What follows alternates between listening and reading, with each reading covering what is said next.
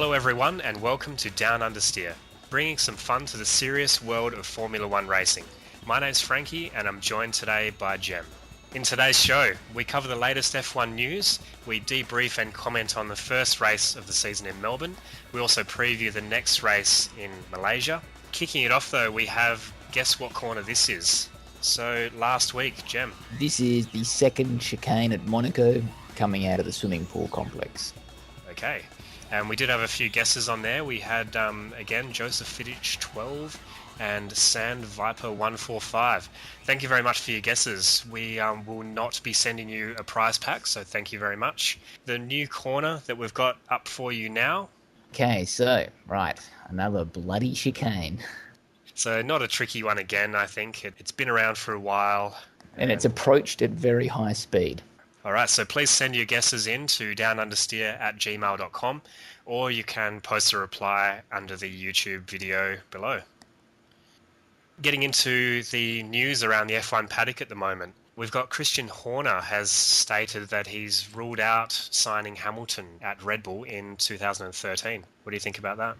Well, I think that he could just be saying that, and if Hamilton actually became available, would he still want to take him? He is in the last year of his 5-year Mclaren deal, yeah. So something will be happening at the end of the year. Yeah. Of course, it's very early to talk about where he might be going. I mean, I guess Christian Horner does have Toro Rosso, which is basically constantly working to find him drivers for his cars at Red Bull. So you'd expect them to perhaps want to invest in the youth that they've put into Toro Rosso. That's right, and even with the performance that McLaren may be about to deliver us in 2012, does Hamilton want to be moving? Yeah, I mean, he's been at the team now since 2007, and even though Button has been giving him a run for his money lately, I still can't see him driving anywhere else. A bit of controversy around Mercedes' new trick rear wing. Do you want to explain it? No. There's basically a slot in the rear wing that is opened when the DRS is activated, which then channels air down the rear wing end plates and into the diffuser. Well described. During the race weekend at Melbourne, Lotus and Red Bull had indicated that they may plan to protest this system. Of course, Ross Brawn does not want that to happen. After the race occurred, you can say that really they weren't getting into a dominant position by using this device. No, I don't think so. And I mean, it's 4 hours since the end of the race and haven't heard anything yet. Having said that, though, the DRS does not have a huge effect around the Melbourne circuit. It may be different around Sepang, which has some hefty straights in it. Moving on, we'll jump into our Melbourne debrief. So what do you think was the biggest single point of interest for you to come out of the race?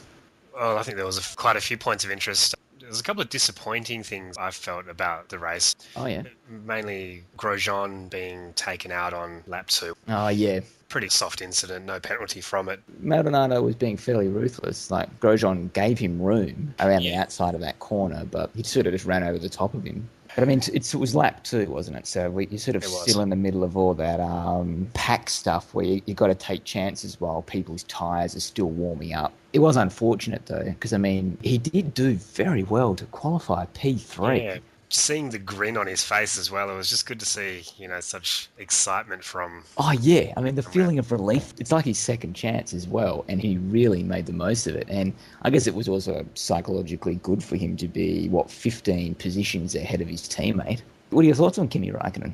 I think he did fairly well in the race. He started on the harder compound and made his way through the field, avoiding all the first turn or first lap shenanigans which were going on.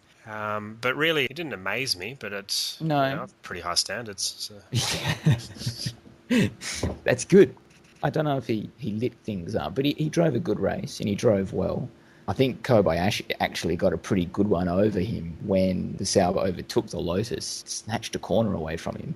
Yep. Which perhaps, his racecraft has got to be a little bit rusty, doesn't it? And he's never been up against the Japanese drift master himself. yeah, that's true. So the McLarens, we should talk about them. I mean, first and second on the grid after yesterday. The qualifying just seemed insane. After that third session where Button laid in a time which at that point it was 0.7 or 0.8 seconds faster than Schumacher, I think it was. Yeah.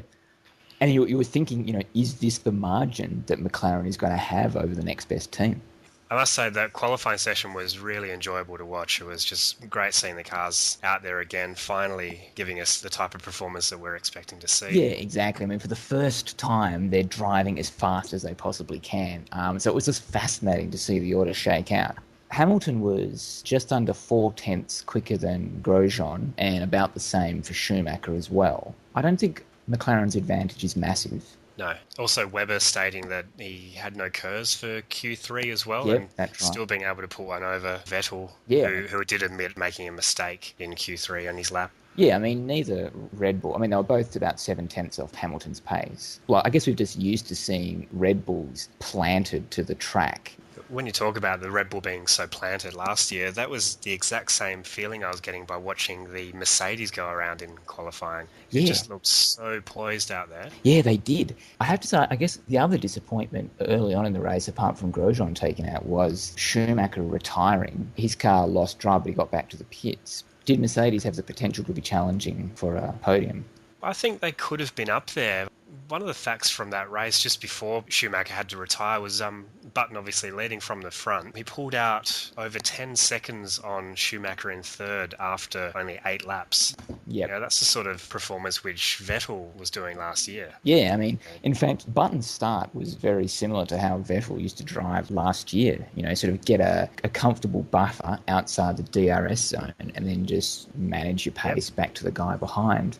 I think it was revealing watching the race when we heard Button ask what sort of pace do the Red Bulls have. His race engineer replied, we're about similar, but you're on fuel mix 4. So I think that McLaren's, comfortably out in front, they were probably driving with a little bit in reserve. Because there's no need to thrash the car if you don't need to.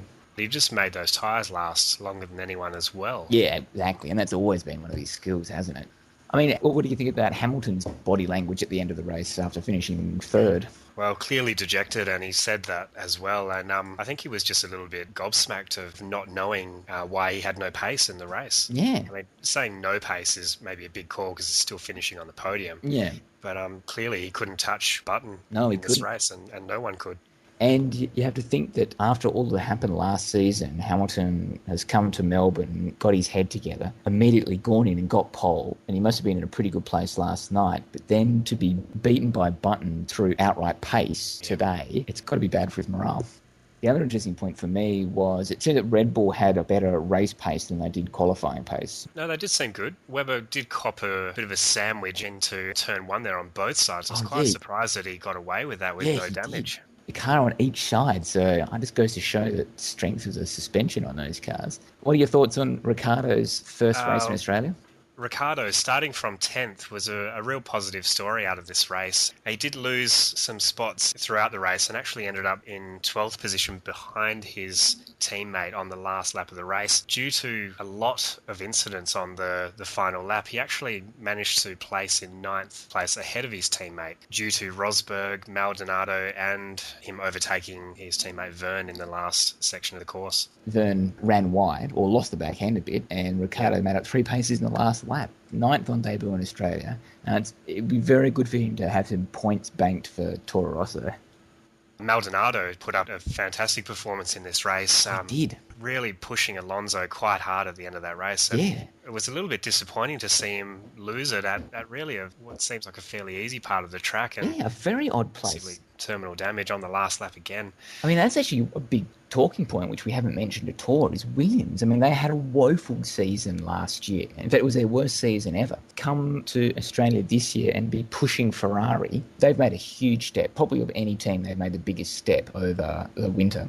So Senna not really handling it quite as well as Maldonado. Senna qualified 14th, Maldonado in 8th, both failing to finish the race. Very unfortunate considering how pacey they were. I think Williams should feel hard done by to come away from this race with no points.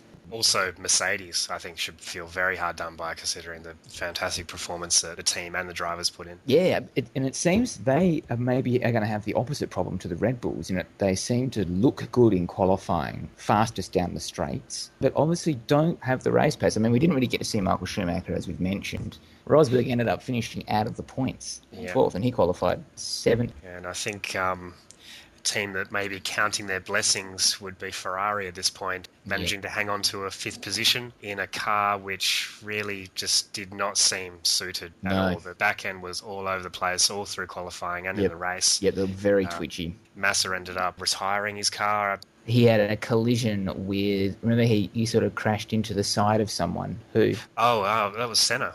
Oh, it was Senna, right. The car sort of got locked together. Yeah, they were jammed together for quite a while. There's a lot of sparks going off there. So, I mean, that was just another disastrous performance by Massa. But, I mean, I think Alonso absolutely drove the wheels off it. I almost think the Ferrari had no right to be in P5, where Alonso got it to. The other piece of news coming from the race is actually around Kovalainen. He'll be taking a 5-place grid penalty in Malaysia. He actually overtook 2 cars before reaching the safety car line. Oh, that's right. And that safety car, well timed, I thought. I think it was about 14 laps in the race to go. Battles going on all the way down the order, right up until the last lap. It was a good equaliser, I think, having that safety car in there.